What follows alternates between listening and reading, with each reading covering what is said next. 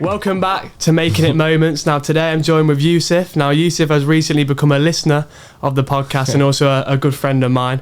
We met in expertise, a module we're doing this year, and we've flourished as a friendship already. So Yousef, nice to have you on. It's I've been looking forward to this, same way you have been looking forward to it.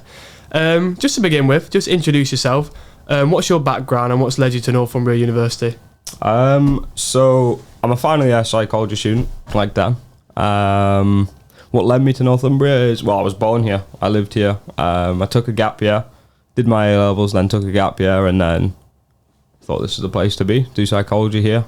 Knew someone that did it during my gap year, and they recommended it fully, so thought I'd come and see what it's about. Yeah, brilliant. Now today we're going to talk about a bit of football coaching, and also we're going to dive into some mental health topics, which Yousef is very passionate about. So just to begin with, football coaching, Yousef, what led you to football coaching and why do you enjoy the journey so much? What led me to football coaching it wasn't by choice. So I used to play football, and a massive back injury just basically took that choice away from me to play. If I play now, I'm in quite a bit of pain for the following days. The injury was herniating discs in the lower left side of my back. So now I'm here to be a football coach because I just wanted to always be part of the sport. I'd hate not being part of the sport. So yeah, that's mainly what it is. So what are your aspirations when it comes to football coaching? I'd love to work my way through the UEFA licenses like yourself. I think we're on the same one together in January. Yeah, UEFA C. There we go. Come on. Work my way through them. Get to UEFA C, B, and then A, and then Pro. Obviously, I know that they're invite only, and it would be hard to get onto, but you know, why not? So why not? What is it you enjoy about coaching? Why do you do it? You know, what brings you to the pitch, to training, to game days, to coach? I think it's really rewarding.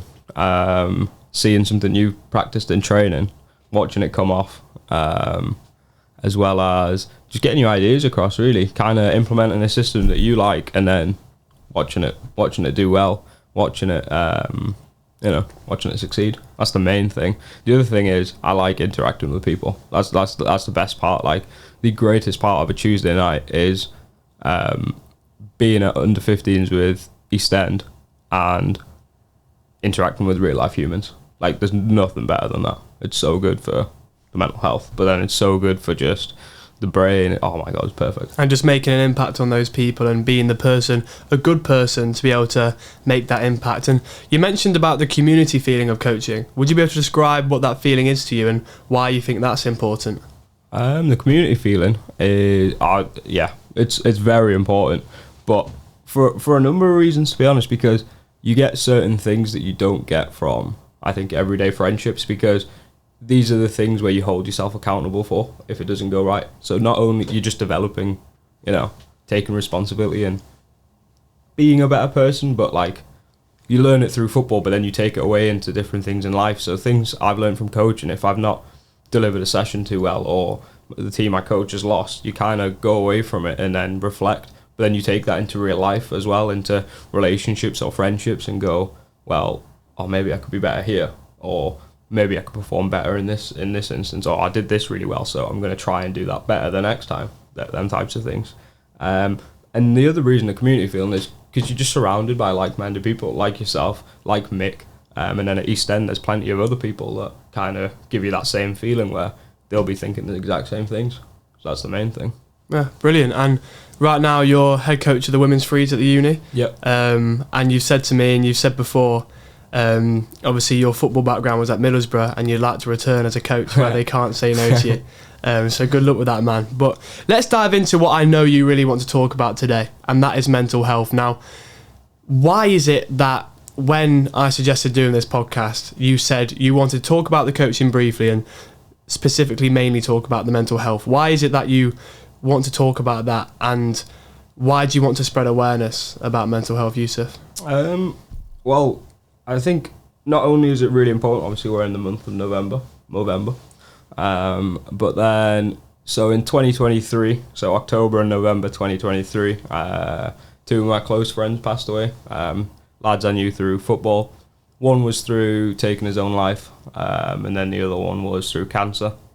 So that's the main reason, spreading awareness, and letting people know that they're actually valued on this earth. That's the main thing. Yeah, I'm sorry to hear that, man. And I know we discussed about it before the podcast, and it's great that now we can do something like this. So for people listening right now, they can hear what you want to say when it comes to your awareness of mental health. But what is the best advice you feel like you could give when it comes to looking after yourself on a day-to-day basis when it comes to your mental health? And there may not be one specific piece of advice which you think is like the godly piece of advice, but what is some advice or maybe some tips that have helped in your life and benefited your mental health that you would suggest to other people? Shutting off. Them two words sound so simple, but shutting off is crazy good for the mind. So I recently bought some jigsaws, so I could just turn the phone off, have time to myself, play music if I want to, literally just do jigsaws. I know it works for certain people, like whether it's reading, whether it's writing. I had a good friend tell me that writing 3 things a day, what you could improve, what you could not improve, what went well and what you could improve on the day, his thoughts and feelings. You just get that on a page before he goes to bed, and then all of a sudden he's not thinking about it. His head hits the pillow and he goes to sleep. And these are things that work for some people and they don't work for others. But I've started recently doing it, and it's like a very personal book to me. Although one of my housemates, he was came into my room drunk and wanted to know what I was writing, so I let him know. Shout out Dom. But yeah, I think that works for me. I think finding things that work for yourself, whether it's reading, whether it's writing, whether it's however you get your feelings out, so it's not a physical or verbal outburst, so it's a good thing for you internally, and you can sit there and think, oh, actually, yeah, I could be better at this thing, or I could be better at that thing. So that's for me, that's the main thing. So do you think that someone can have good and bad mental health? And what does good mental health look like? And what would you think, in your opinion, bad mental health would look like? Oh yeah, you can definitely have good and bad. Everyone has mental health, whether it's good or bad. That's what they'll know themselves. And the difference, or how would I define good and then how would I define bad? Yeah.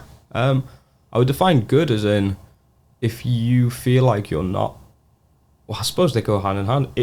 If you feel like you're not a burden on other people's lives, if you feel like you feel valued and belong in this world, and you feel like you're valued and belong on this earth with the people that you spend the most amount of time with. Isn't that interesting though? Because would you then say that that's stemming from other people? And then are you in a danger zone of potentially your mental health is relying on other people? Or is it an internal thing where it's because you feel good in yourself, you don't feel like a burden? Yeah, I was going to say the second. Yeah, definitely the second part. But I can see what you mean by the first part, and also that is definitely something that probably, because if you're in your friendship group, let's say you've got 6 friends, including yourself, so you're in a group of 6, and all 5 of them are just kind of, you can tell like you're really not getting on with them across a certain week. After that week, you probably you are just going to feel like a bit of a burden to them. So I suppose they kind of just go hand in hand in it. Like you can't take one away from the other. So yeah. 100%. When it comes to negativity in your life, in your mind, how have you combated negativity when it comes to negative thoughts? What's worked for you? Really feeling it. I think you can't dismiss it. Like you actually, if you want to cry about something, go for it. If you want to be selfish in a good way and take an hour for yourself, the main thing is you kind of have to do it. You have to feel these emotions, because if you just suppress them and don't actually feel them, you just carry them into your job, you carry them into your uni, you carry them into a conversation with friends, with family. Like you do bring these things, and it does negatively affect you. So my main thing is really feeling it. Like if you want to get emotional about something, get emotional about something. If you want to do it privately, by all means do it, but really take the time to feel the emotion, whether it's 10 minutes, whether it's an hour, whether it's a whole day to yourself. Just really feel the emotions, and a lot of the time, once you get it all out, like it's all out. Like that's why I really relate to the before you go to bed, write 3 things that you could have done better in the day, and then write 3 quick solutions, because you get it all out there. And as soon as your head hits the pillow, you're not. Have you ever had that moment where you're tossing and turning and you're going, "Oh, I should have done this better"? Yeah, it's like that practice there. That's the thing that helps me to not have that tossing and turning and all that. It's actually improved my sleep, genuinely. So, have you ever had a period where you've noticed you were suppressing your thoughts, and you noticed that was having a negative effect on you? Yeah. My first year at university, to be fair, kind of just never really talked about emotions. And to be fair, I'm still not good at it, but I'm getting better at it. But yeah, during my first year, I kind of always suppressed it. Never really showed up for myself, so I would show up for other people rather than myself. Like in first year, I don't really remember a single time showing up for myself. I think that's the main thing. That's how you suppress emotions, is you don't show up for yourself. Because if you can be selfish and give yourself that 1 hour a week, that 2 hours a week, that will actually do you a world of good. But during my first year of university, I just was not doing that at all. And I think people that really knew me could tell. But people that didn't know me, that were like, "Oh yeah, he's as happy as Larry, this, that and the other, and he knows what he's doing." But it's like, it was far from the truth.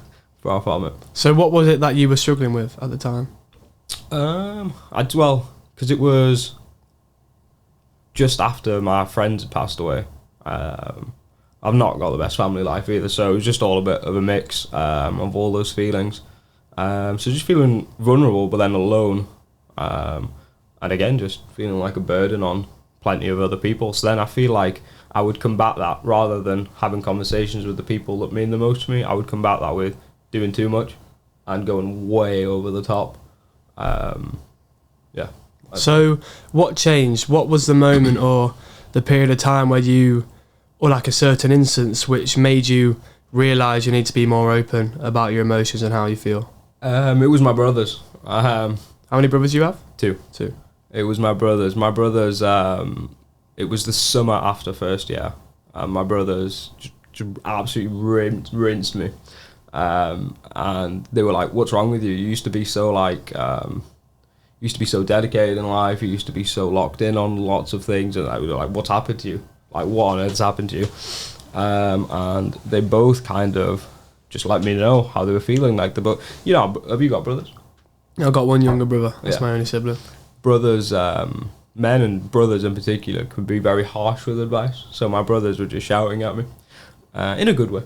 And they were letting me know that, look, like, you kind of have to get back to who you want to be, and like, there's going to be people that rely, if you want to have a family and you want to have, people in your life, like, there's people that are going to rely on you, and you kind of have to start showing up for yourself more, because you're all going to well showing up for other people, but you can't do that if you don't show up for yourself. That conversation, as well as a moment in second year where I just hit a breaking point where I was like, I can't keep doing that. I can't keep living the way I was.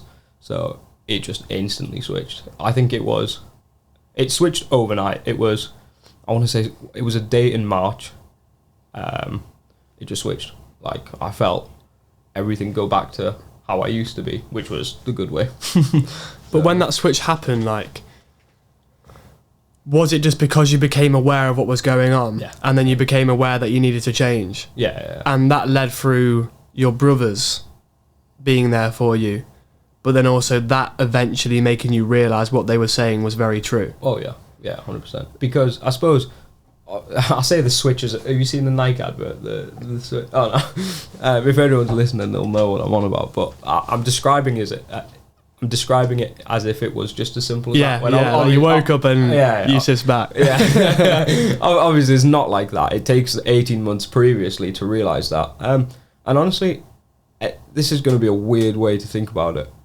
I used the losses and the bad feelings as motivation. So it's like, my friends that are no longer here, I sit there and think they wouldn't want to see me waste my life the way I was wasting it then. They wouldn't, like, if they were still here, they'd be like, "What are you doing, bro? Like, fix yourself." And then I had an uncle that passed away at 15 who I was really close to, and it's again like, you wouldn't, like, I was so close to him to the point where, like, I looked at him as like my father figure, and it's like, he wouldn't want to see me like that either. So you kind of have to fix up now. that's how I don't encourage using that as your motivation. But if it works for some people, it works. But work for me. But essentially, it's wanting to make those people proud. Yeah. It's wanting to do the things those people would have wanted you to do. Yeah. And when we talk about relationships and friendships, how important are those? Because the way you've just spoke there was your brothers made an impact on you. Those people who are very special in your life have made an impact on you. So how important are friendships and relationships in your life, Yousef? So important. Like, unbelievably important. I don't even know how to describe it, but if I'll try, I'd say meeting new people, especially it feels like I've known you for like. It does. I don't feel like I just met you about a month ago. It feels like I've known you for a lot longer than I have, and it's like people like Nick. I feels like I've only known him a year. It feels like I've known him since I was like 4. But these friendships and relationships, because they're the people that you don't have to hide things with. They're the people you can be open and honest with. We went for one coffee together, and the amount of conversations that we had that I'd never had with other people that I'd known for longer, it was incredible. But the reason friendships are so important to me is because they ground you. Like, if your head ever gets too big, these are the people that put you back to on earth. And vice versa, if you ever feel like you're, in a vulnerable state, these are the people that uplift you without even knowing that you're in a vulnerable state.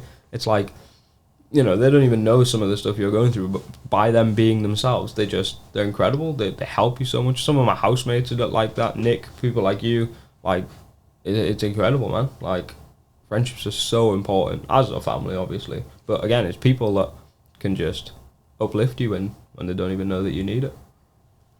When it comes to meeting new people, I don't know how experienced you are with this. I know I'm not an expert, but let's say someone's in a position where they haven't got those relationships in their life. They haven't got those friendships. How have you met new people in your life? And if you describe the way you have, maybe that could help someone who's trying to meet new people. Because we may not have the answers, but if you can at least share your experience of how you've met new people. My experience of meeting new people was through other people, to be fair. Like, I met you through Nick. I met Nick through 2 of my housemates. Meeting new people through... the university way is obviously turn up and you go to your prees and you go round to someone's flat, or you watch the football or whatever it is.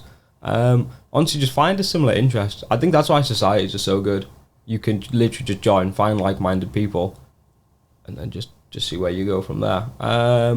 As well as that, be yourself. Like, you're going to attract people that want to stay around you if you're yourself. Like, if I give off a certain image, you might have not wanted to stick around that. Or if you get to know me and I'm very different to the image I gave off to you, you're probably going to sit there and think, he's just very different to how I first met him.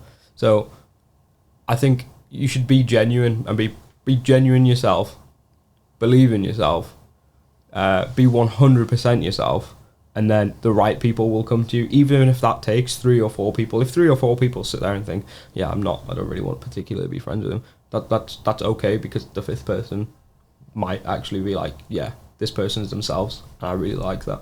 And genuine people attract genuine people. That's the bottom line. So I think being yourself is 100% the key part there. Yeah, it's massive, and I just want to add to that, because people who want to be themselves, people who hear the advice of being 100% yourself, I think it's very easy to hear it, but I think a good thing that people could be aware of, and like I say, me and you aren't experts, but we live a life, we're human beings, and we have a perspective. Being 100% yourself is a very vulnerable thing, and I think a lot of people struggle with that because they're worried about how people are going to perceive them. They're worried about gaining validation. They're worried about it potentially taking them a step back because someone says something about the way they are. And it's such an interesting way I kind of became aware of it. But when it came to dating, I remember hearing Bazinga, funny enough, from the Sidemen say, on your first date, you've just got to be vulnerable. You've got to be yourself. And it's so interesting how that was what stuck with me. But, as another human being just sharing their experience. And, I met my girlfriend Scarlett, and I decided to just be myself. And I realised before, though, I wasn't being myself when I first met Scarlett. I was holding myself back because I was afraid of how she would perceive me being myself, and also there's also that fear of like you're putting on that image. And the moment I started to just be myself, and I went, you know what, Dan, just be yourself with this person, the moment our relationship flourished.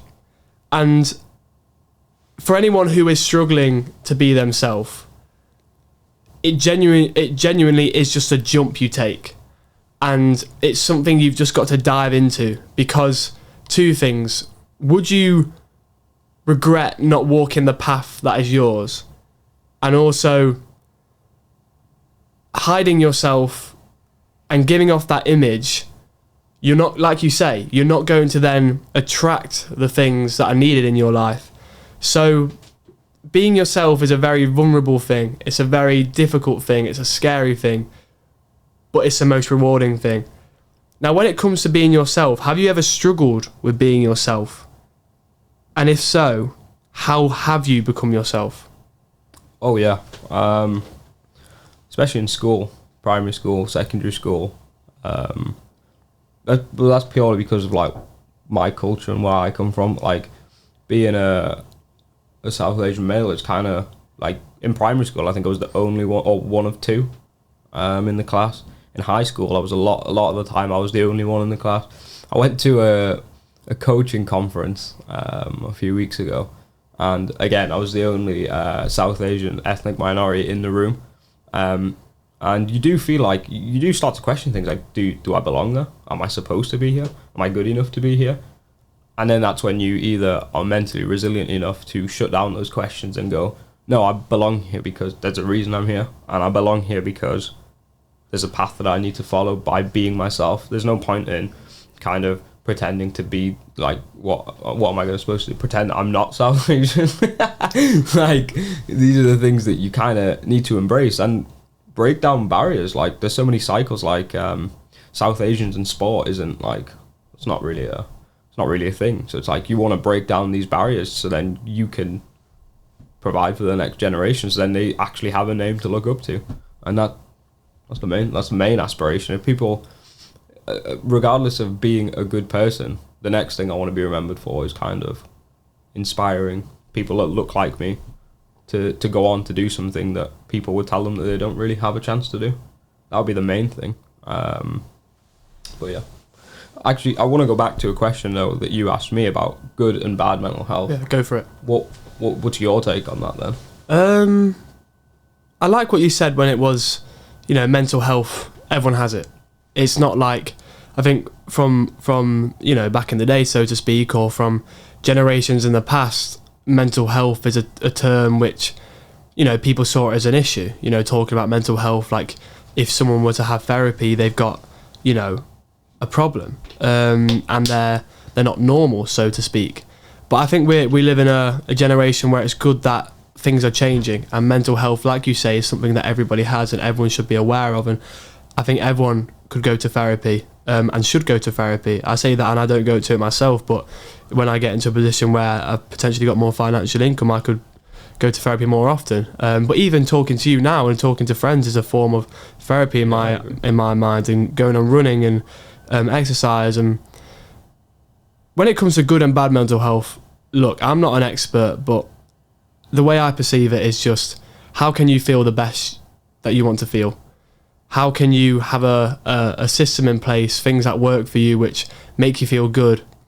And then in those moments where you don't feel good and potentially you're coming towards that zone of your mental health is in a bad place, what are things you can do to help yourself? And I think that's what it is. I think it's all about understanding who you are. I think a lot of life, and it's interesting because I spoke to someone this morning who has an app called Happier Me, and he said to me, a lot of people seek happiness and seek things from the external world, when realistically everything is from within. Yeah, like you've only got one voice that's going to carry you through your entire life, so why not make it a nice one? Exactly that.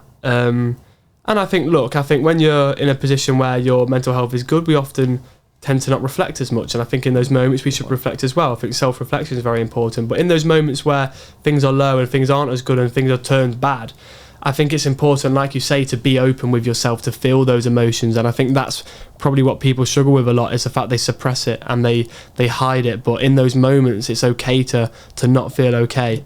Now, you mentioned something very interesting before we started doing this podcast about compassion, and how being very compassionate all the time could actually lead to burnout.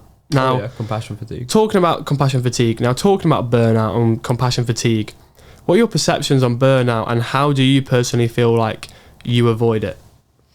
The perception on burnout is a terrible thing, I think. Like, I feel like it takes a lot to burn yourself out. And if you do that, it means that there's a lot of factors that aren't going your way, and that there's a lot of, not change needed, because I don't want anybody to just sit there and think, oh my God, I need to change, but things that, well, change isn't the right word, but reflect and then improve. Yeah, reflect and improve certain things in their life. So burnout is like, I think that should be, I think it is a symptom of depression, I think. But it's like, how to avoid it is, again, by prioritizing yourself, by being if somebody's described as selfish, a lot of people will view that in a negative way. But I've recently realized you need to be selfish in order to actually grow as a human.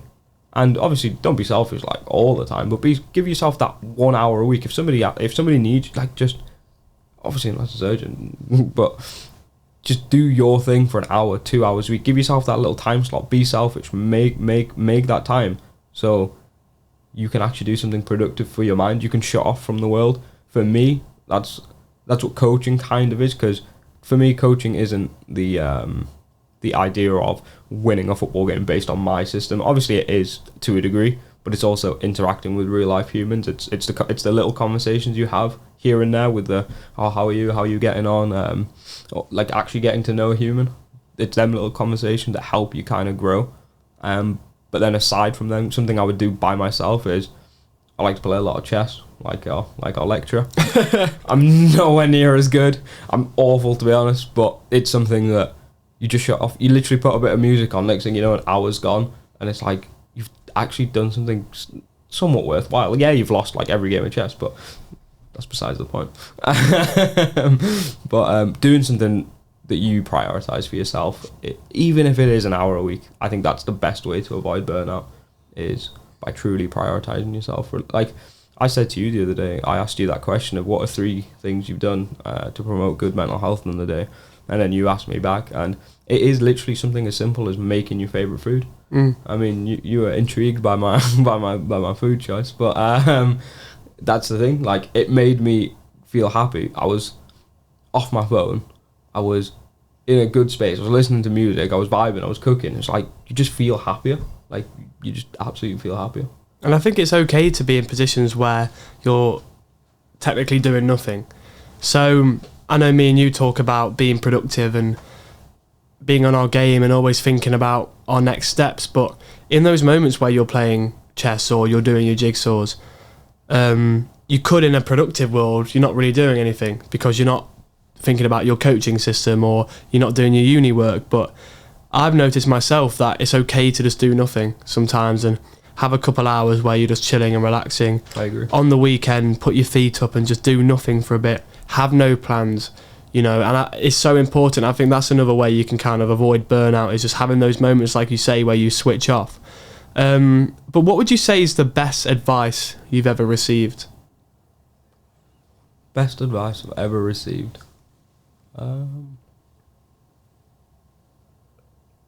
I think an old coach of mine said to me,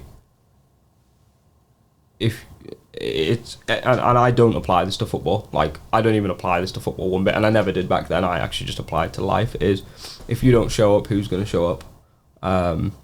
And he meant that obviously in a football game context, but I actually now mean that in a friendship, in a relationship, in a life sense of, if you kind of don't show up, and to be honest, there's negative connotations of that phrase as well, because then you're putting all the responsibility on yourself. But also I feel like that's kind of how you get better as a person, like by doing things, by improving as a human, by improving as a male. It's like you you kind of have to do these things.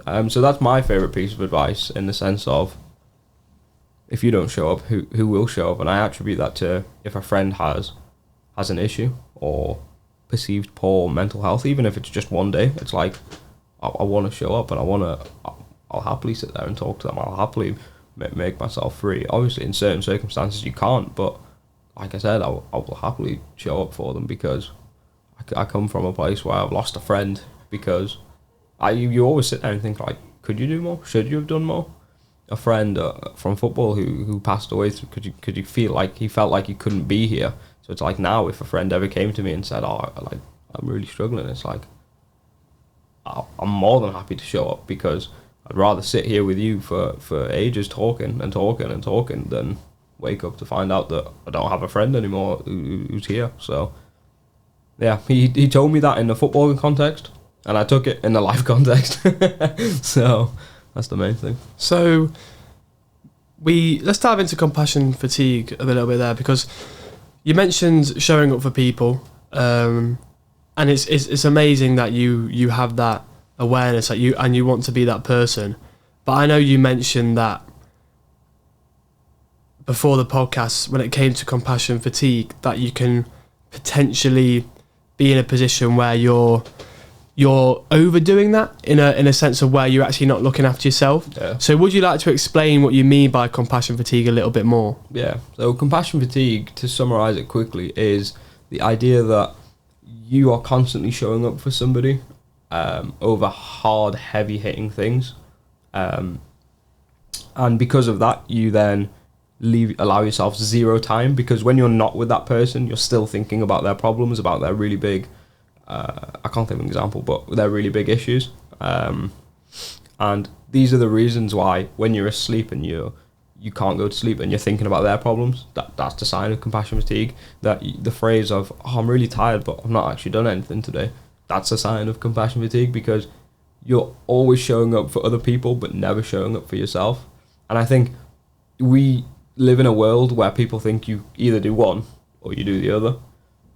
And I also used to think that was the world, but now I believe that the world actually changed, or my world actually changed, where it was, you can do both. You can show up for people constantly, not every single time, but you can show up on a regular basis.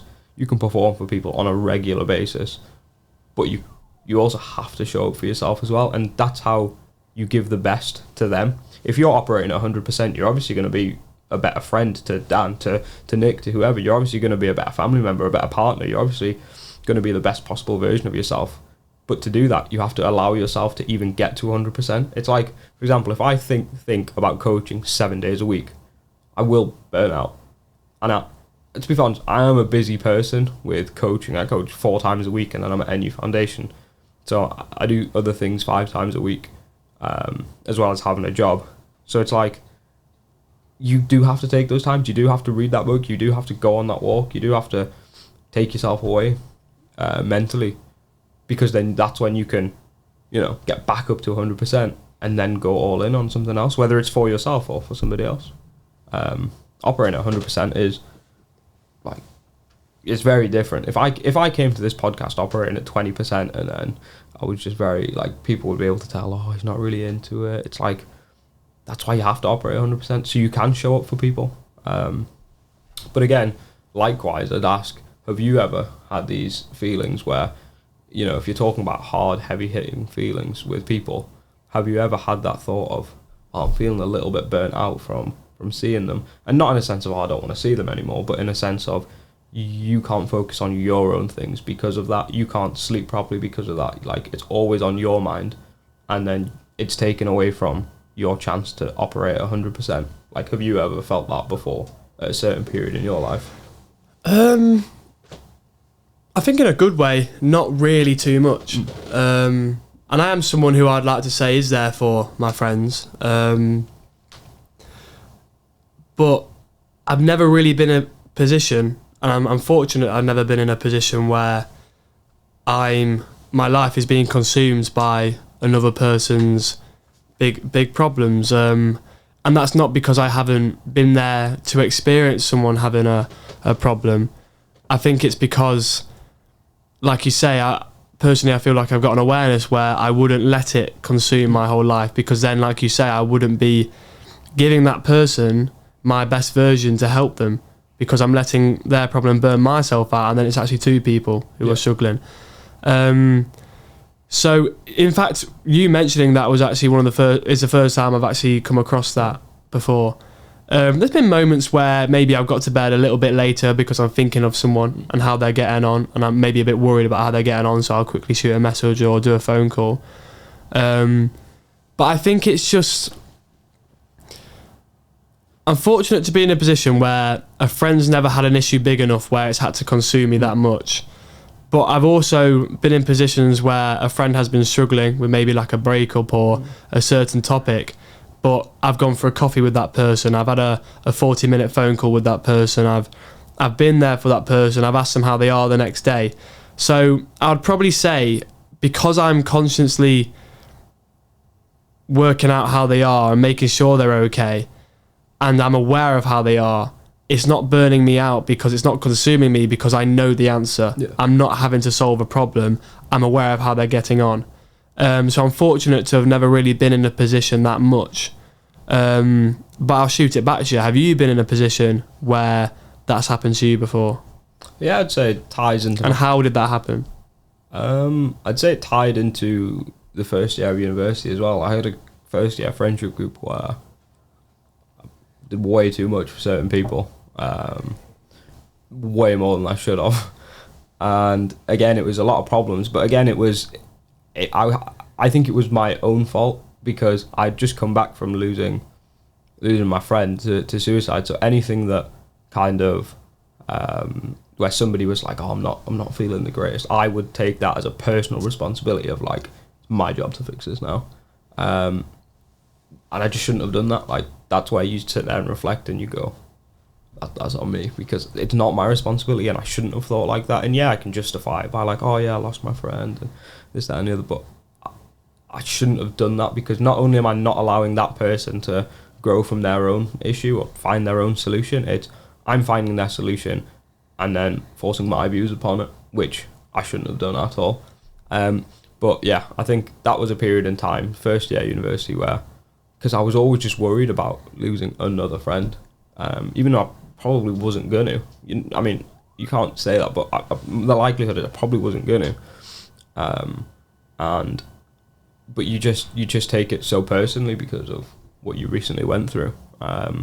So that's a period in my life where I probably did feel fatigued by being too compassionate and by constantly showing up for people without showing up for myself. But now it's very different. If I show up for a friend, I'm also like, there's times during the week I literally have scheduled time for myself.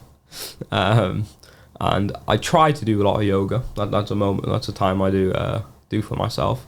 There's going to be certain people that listen to this and think, no, he doesn't, but they don't know. And yeah, like now it's, you show up for other people, but you also have the allocated time to show up for yourself. And it's a Tuesday morning. That's the time I get for myself where I just absolutely love it. Even a Monday night going into Tuesday morning, they're the two parts of my life where I get, where the world just shuts down, in my opinion, and I get my time to do whatever the hell I want, whether it's watch WWE, which is normally on at 1 a.m. So I normally do that, or whether it's, playing chess for ages, or whether it's literally just writing things down and getting my feelings on a page.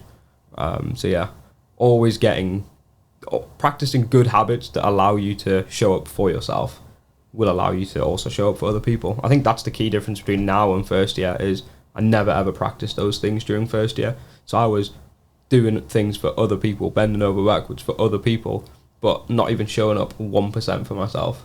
But while now it's different, it's like you get the best of both worlds, because I'm showing up for myself, but I'm also showing up for other people. And I think it translates, because now I'd like to think I give better advice to people than I did in first year. So yeah, that's so coming towards the end of this podcast, Yousef, and I just got to say, it's great that you've come on here and you've been open with me and the listener, because it's a very powerful thing. But coming towards the end of this podcast, is there any other messages you'd like to leave with the listener today? Any other messages? I'd say. Wait, before we go, I do have a question for you as well. Go for it. What is the best piece of advice that you've been given or that you've received? The best piece of advice that I've received. In fact, we spoke about this on a recent podcast episode, and something which I've been using in my life on a day-to-day basis and probably has made the most impact on my life is having a reason why. Yeah. For why you do things. Anthony Taylor and a person called Christopher Kirkland were the people who showed me that idea. And it's just so powerful for me because I think with everything we spoke about now, with having purpose, with looking after yourself, with friendships, with your goals, with your career aspirations, with everything, you need a reason why for why you do it. And I think it's so important to have a reason why for things, because if you don't have a reason why, you haven't got that thing fueling you. When you're burning out, okay, why am I doing this? Why do I need to reflect on myself to be more, to reduce, to regenerate, to be at 100% to be able to do this thing? Why do I care about this person so much? Why do I want to be a coach? Why do I go to uni? Why do I live? Why do I want to do these things? It could be for the people you want to make proud. It could be because you have a certain goal, a certain impact you want to make. So I think it's probably been the best advice I've ever received, because whenever I've been in moments where I'm questioning something or I'm in a low period with something, okay, why am I doing this then? I want to make an impact on people. I want to do it for a family member. I want to do it for my partner. I want to do it for my brother. I want to do it for myself. And that motivates me, that gives me a purpose to do those things. And then another piece of advice which really resonated with me over the summer was my dad said to me, you can't expect others to be like you. And I think I spent a lot of my time questioning, why are they behaving like that? Why have they done that to me? Why have they gone about life in a certain way? Like, why have they done that bad thing? Why are they behaving on being that kind of person? And, I wouldn't do that. But, you can't expect everyone to be like you. And I think that goes for a lot of things. I think that goes for being open-minded. I think that goes for life. Everyone has a different way of going about things. And look, if you lose certain relationships and certain friendships due to other people not behaving very well or not being a good person, I think that's okay. And you don't have to think so much about why they did something in terms of why have they done that bad behaviour. Because in terms of having a reason why, that's probably one of the areas where you'll never find out the reason why, because some people just are how they are, and you can't expect everyone to behave like you, because we're all different and we all live a different life, but you can focus on you and why you do things. But yeah, thanks for firing that question to me. Any other message you want to leave before we end? It kind of ties into what you were saying about why is this person doing this, or why they acting this way. I wouldn't do it. I think based on that, I would say I'm also very, very guilty of it, and have been plenty of times in my life. So this is more advice to even myself rather than the listener or you. It's no judgment. It's literally when you wake up and realise what your reason why is, maybe realise that somebody probably hasn't found their reason why, I sit there and think about certain people in my life that I'm particularly not too close to anymore. It's like, I'm fortunate enough now to find my reason why I shoot out of bed, although not recently because I've been a bit lazy. But why I get out of bed is because I want to be a football coach. I want to proceed and go back to Middlesbrough Academy and all these things. That's my reason why. Those are the reasons why I show up. So certain people might not have been fortunate enough to found their reason why yet, or to have found their reason why yet. And people just need time, and honestly, just no judgment, and allow people the time to find themselves and to find that reason why. Because a lot of people probably struggle with their reason why. It's probably why it leads people into spiraling behaviours, and why they show not the nicest of behaviours is because they don't know what their reason why is, and they're probably feeling a lot left behind compared to people that do wake up and think, I've got this aspiration and that aspiration. So I think allowing people the time to find their reason why is just something you can attribute to any lifestyle, and any person you've fallen out with or that you love but you have an argument with, is just allow them time and really realise that I'm fortunate enough to have found my purpose. I'm fortunate enough to have a great support system. It's like maybe this person doesn't have these things, and maybe they just need to be allowed the time to find them things for themselves. I think that's the last thing I want to Putting say. yourselves in other people's shoes and understanding we're all on a different journey. Yeah. Well, brother, Yousef, thank you for coming on. It's been an absolute pleasure. It's been a powerful one. It's been an open one. Really appreciate your time, and thank you for challenging me as well. That's been Yousef, Making It Moments. All the best, brother. Thank you very much, man. No worries, man. Take care. Oh, mate, that was great.